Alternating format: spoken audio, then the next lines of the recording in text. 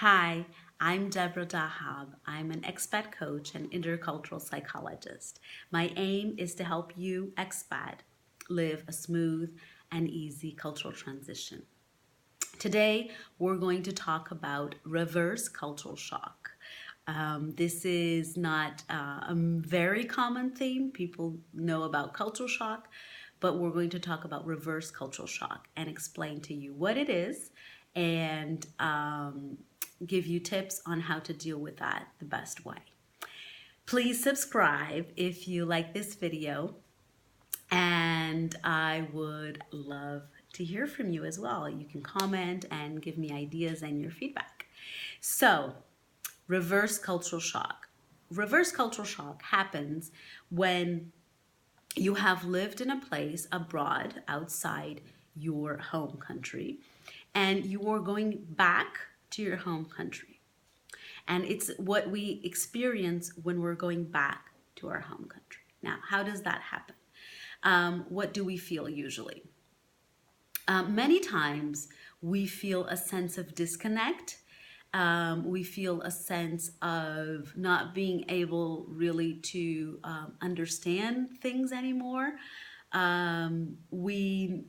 This happens mainly because in our mind we idealize that back home just stayed the same. It froze, and people didn't get married, people didn't get divorced, people didn't have babies, people didn't change jobs. That restaurant that you've always loved is still there or has the same menu. And we have this idealized image in our minds that things back home are the same. And they're not, right? I mean, let's face it, things change everywhere. We're just not there to experience it. And also, another aspect of reverse cultural shock is that we change when we move.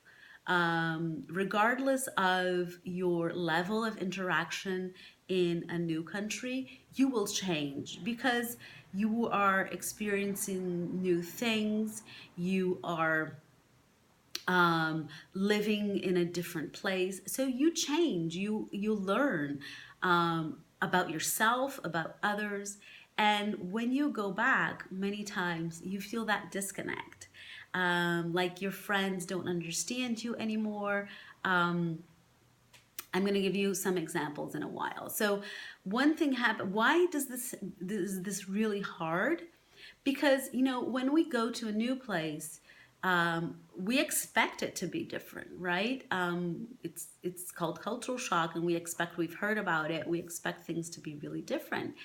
However, when we go back home, we don't expect it to be different. We expect it to be the same.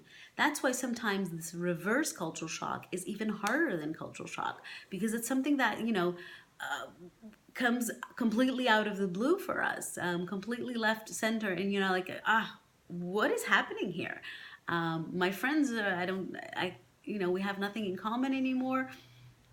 So this is really, really common, and really unknown, mostly unknown. So now that you know what it is, if you're going back to your home country, I'm going to give you like 3 ideas of what to do to minimize the effects of cultural shock. The first idea is, before you go, try to reconnect with your friends in a more consistent way. So, Skype them, or, FaceTime them, or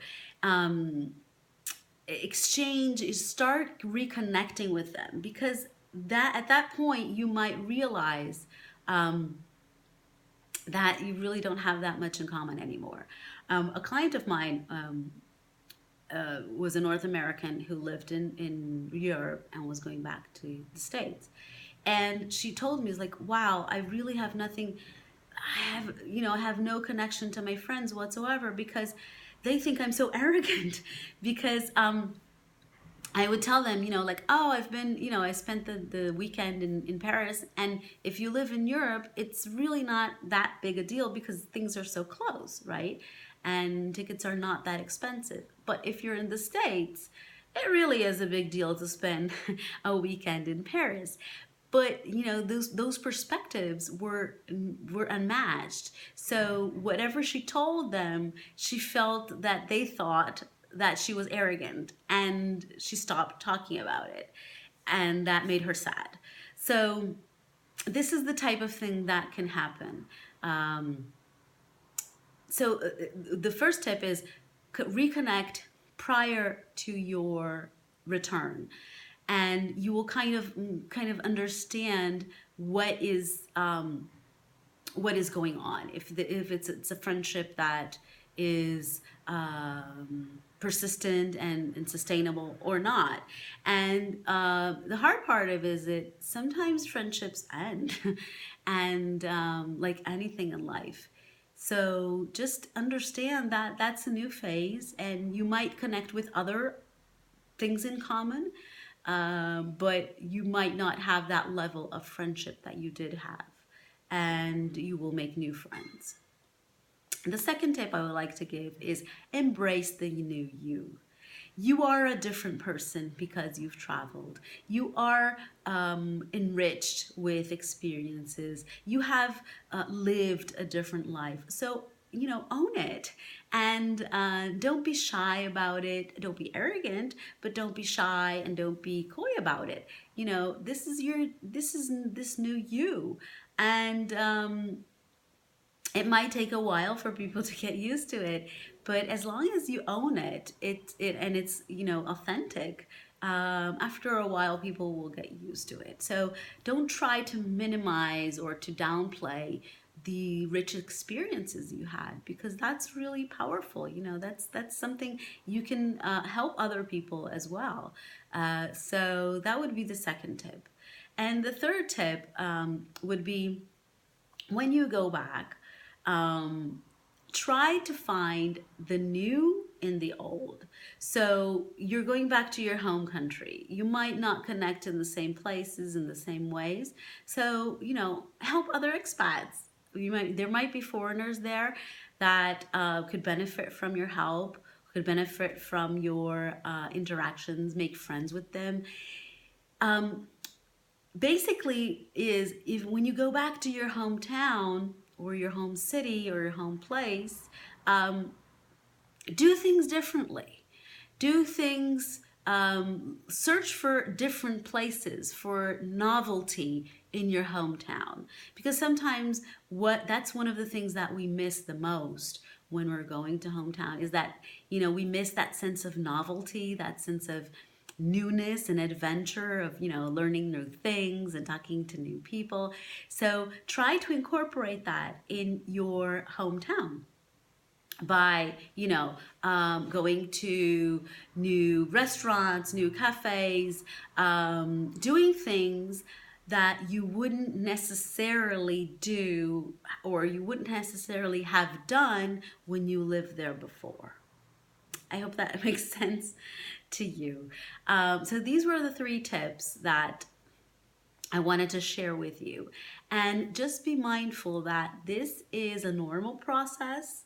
You will, if you're going back home, you will probably experience this. So expect it to happen, and be mindful of the observe what's happening to you. This is something that I tell my clients and I tell participants in my workshops, is that it's really important to ground things. And when I mean ground things, I mean, if we don't put on paper or register in some way our feelings, our emotions, our thoughts, they're just going to fly all over the place. So it's important to make sense of things. And one way to do that is journaling. The other way to do that, for example, people who don't like to write, is audio recording. So you can, at the end of the day or at the end of the week, kind of like record in whatever way or form that is relevant to you what you're going through and how you're feeling. And because it's going to be important for you to see the evolution, and to see that, in the beginning you were probably feeling excited, then disappointed, and then you kind of like adjusted a little bit better. So That's really important to register things. It can be through painting, it can be through any form or expression that makes sense to you. So thank you. I hope this was helpful, and I'll see you next time. Bye bye.